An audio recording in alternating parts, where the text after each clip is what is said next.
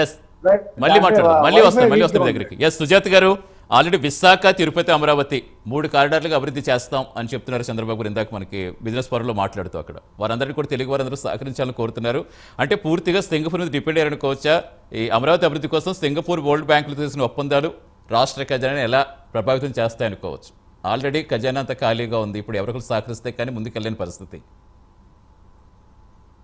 Sir, ముందుగా మీకు అలాగే ప్యానెల్లో ఉన్న పెద్దలకి, ప్రేక్షకులకు అందరికీ నమస్కారం అండి. నమస్తే. చెప్పండి. వైసీపీ గత 5 ఏళ్లలో ఏ విధంగా ప్రతి ప్రాజెక్ట్ లోనూ ఇటు అమరావతి కానీ అటు పోలవరం కానీ అన్ని రివర్స్ టెండరింగ్ అని చెప్పి అప్పటి వరకు ఉన్న కాంట్రాక్టర్ని వెళ్ళగొట్టి కమిషన్ల కోసం కొత్త కాంట్రాక్టర్ తెచ్చి పోని అదన్నా పూర్తి అంటే ఏ పని పూర్తి పోలవరంలో ఒక్క ఇటుక కూడా కదిలించకుండా అక్కడ ఉన్న ఆల్రెడీ ఉన్న ఏదైతే అక్కడ నిర్మాణానికి సంబంధించిన సామాగ్రి కూడా మొత్తం దొండగలు ఎత్తుకుపోవడం జరిగింది. వారికి అనుచరులే చాలా మంది అక్కడ నుంచి సిమెంట్ కానీ ఐరన్ కానీ పోలవరం సంబంధించినవన్నీ దొంగతనం జరిగిందని చెప్పి మనకు అప్పట్లోనే న్యూస్ వచ్చింది. అంటే ఈ విధంగా ఎక్కడికక్కడ దోచుకోవడం దాచుకోవడంలో అదే పనిలో ఉన్నా కానీ అభివృద్ధి చేయాలని కానీ అభివృద్ధి కోసం ఏదైనా ప్రణాళికలు తీసుకుందామని కానీ మేధావులతో చర్చించుదామని కానీ గత వైసీపీ పాలకులకు ఎక్కడా లేదండి. మచ్చుకొక్క కూడా మనకు 5 సంవత్సరాల్లో వారి యొక్క పద్ధతి కానీ వారి నాయకుల యొక్క ప్రవర్తించిన తీరు కానీ వాళ్ళ ప్రెస్ మీట్లు కానీ గమనిస్తే మనకు చాలా స్పష్టంగా తెలుస్తుందండి. కనీసం ఒక్క ప్రెస్ మీట్ లో కూడా రాష్ట్ర అభివృద్ధి కోసం ఏ రోజు ఒక మంత్రి కానీ ఎంపీ కానీ ఎమ్మెల్యే కానీ చర్చించిన దాఖలాలు లేవండి. వాళ్ళ 5 సంవత్సరాలు సినిమాలకు రివ్యూలు చెప్పుకుంటానే సరిపోయింది. ఇప్పుడు కూడా అదే పని చేస్తున్నారు. అభివృద్ధి చేయాలనే ఆలోచన లేదు. ఇంకొకటి, వీళ్ళకి అసలు మాట్లాడే నైతిక హక్కు ఏ విధంగా ఉందండి? కేంద్ర ప్రభుత్వం ఇచ్చిన నిధులను కూడా సరిగా వినియోగించుకోలేకుండా మ్యాచింగ్ ఫండ్స్ ఇవ్వకుండా ఆ నిధులు వెనక్కి వెళ్ళిపోయినాయండి.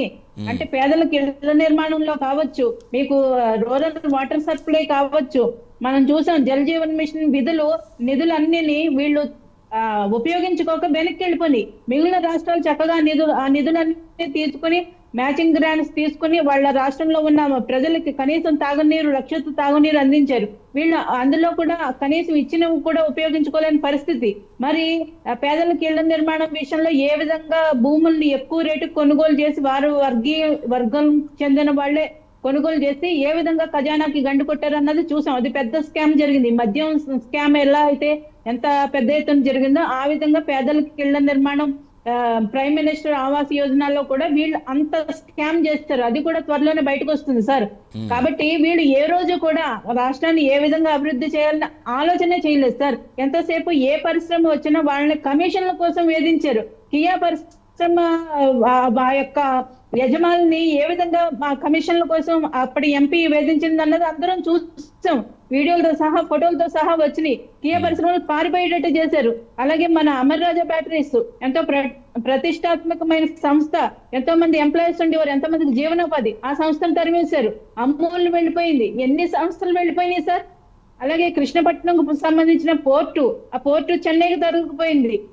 అడుగడుగున అక్కడున్న లోకల్ మినిస్టర్ కి లంచం ఇవ్వడమే సరిపోయింది కదా సార్. మీరు నిధుల గురించి ఎట్లా మాట్లాడతారు? అమరావతి నిర్మాణం కోసం అప్పట్లో సింగపూర్ ని మాస్టర్ ప్లాన్ అడిగి ఫ్రీగా మాస్టర్ ప్లాన్ వేసిచ్చారు వాళ్ళు. మీరు తీసుకుని వెళ్ళి సింగపూర్ లో పెట్టుబడులు పెట్టేస్తున్నారు, కొడుకుని తీసుకెళ్లి నేర్పిస్తున్నారు. మరి మీ జగన్మోహన్ రెడ్డి గారు 4-5 సార్లు లండన్ పర్యటన చేసేవారు కదా పిల్లల్ని చూసొస్తానని. మేము అన్నామా అట్లా ఏ రోజన్నా? మీరు ఇక్కడ ధనవంతా తీసుకుని వెళ్ళి అక్కడ దాచిపెడుతున్నారు, ఆ నెపంతో వెళ్తున్నారని మేము ఎప్పుడైనా మాట్లాడమ్మా? మీరు రూల్స్ మాట్లాడండి, లేదంటే పాలసీల మీద మరి మాట్లాడండి. మీకు అంటే అనవసరమైన మీకు ఆధారాలు లేని అభాండాలు వేసేయడం, అవతల వాళ్ళు మాట్లాడుతుంటే మధ్యలో అడ్డు తగలడం, మాటలు దాడి చేయడం తప్ప ఇంకా వేరే సమస్య ఏం లేదు సార్. వేరేది రాదు వీళ్ళకి. అప్పుడు అధికారంలో ఉన్నప్పుడు అదే చేశారు, ఇప్పుడు ప్రతిపక్షంలో ఉన్నప్పుడు కూడా ఈవెన్ టీవీ డిబేట్స్ లో కూడా వేరే వాళ్ళ వాయిస్ వినిపించకుండా వాళ్ళు మాటలు దాడి చేయడం ఈ మధ్య గమనిస్తున్నాం. ఇప్పుడు ఉన్న నాయకులు కొద్ది గొప్ప మిగతా వాళ్ళతో పోలిస్తే చాలా బెటర్.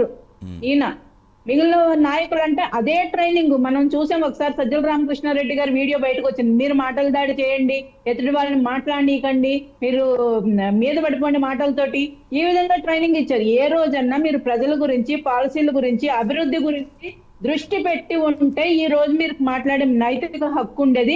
అట్లీస్ట్ రాబోయే రోజుల్లోనూ ఈ పార్టీ అభివృద్ధి చెందుతుంది. కానీ అది కాకుండా మీరు ప్రతిపక్ష నాయకులు ఇళ్లలో వాళ్ళని తిట్టిస్తాము, అనవసరంగా ఏంటి ఆధారాలు లేని అభండాలు వేసేస్తాము, ఈ నోటికి ఏదొస్తే అది. ఇప్పుడు కొడుకుని తీసుకుని వెళ్ళి అక్కడ పరిచయం చేస్తున్నారు అంటారు, కొడుకు ఇక్కడ సంపాదించిన డబ్బంతా అక్కడ వ్యాపారాల్లో పెడుతున్నారంటారు. ఆధారం చూపించండి. 5 సంవత్సరాలు మీరు అధికారంలో ఉన్నారు కదా, ఏ రోజు ఏ ఆధారం చూపించగలిగారు? చంద్రబాబు నాయుడు గారిని అరెస్ట్ చేశారండి, కనీసం ఛార్జ్ షీట్ వేశారండి, ఆధారాలు ఏమీ లేక కదా 58 రోజుల తర్వాత ఆయన బయటకు వచ్చేసారు బెయిల్ మీద. మీరు ఇప్పటికి కూడా మీకు సరైన ఆధారం చూపించలేదు కదా కోర్టుకి. ఈ రోజు ఎలా మాట్లాడేస్తారండి నోటుకు వచ్చినట్టు? రైట్, కంటిన్యూ చేద్దాం. ఎస్ రవికిరణ్ గారు. ఇంకొక విషయం నేను ఒక్క పర్మిషన్ అండి. వీళ్ళు మీరు ఏదైతే ఇప్పుడు కూటమి ప్రభుత్వం అభివృద్ధి చేయాలన్న ఉద్దేశంతో మేము విదేశీ పెట్టుబడులను ఆహ్వానిస్తుంటే ఆ కంపెనీలని ట్యాగ్ చేసి ట్విట్టర్ లో కానీ అక్కడ ఆంధ్రప్రదేశ్ లో శాంతి భద్రతలు లేవు అని చెప్పి ట్యాగ్ చేసి మరి మీరు ఇక్కడికి వస్తే మీ మహిళా ఉద్యోగులకి భద్రత ఉండదని చెప్పి వీళ్ళు ప్రచారం చేస్తున్నారు సార్. ఆంధ్రప్రదేశ్ అభివృద్ధి గురించి మీకు చిత్తశుద్ధి ఉందా? ఉన్నవాళ్ళైతే ఇలా మాట్లాడతారా?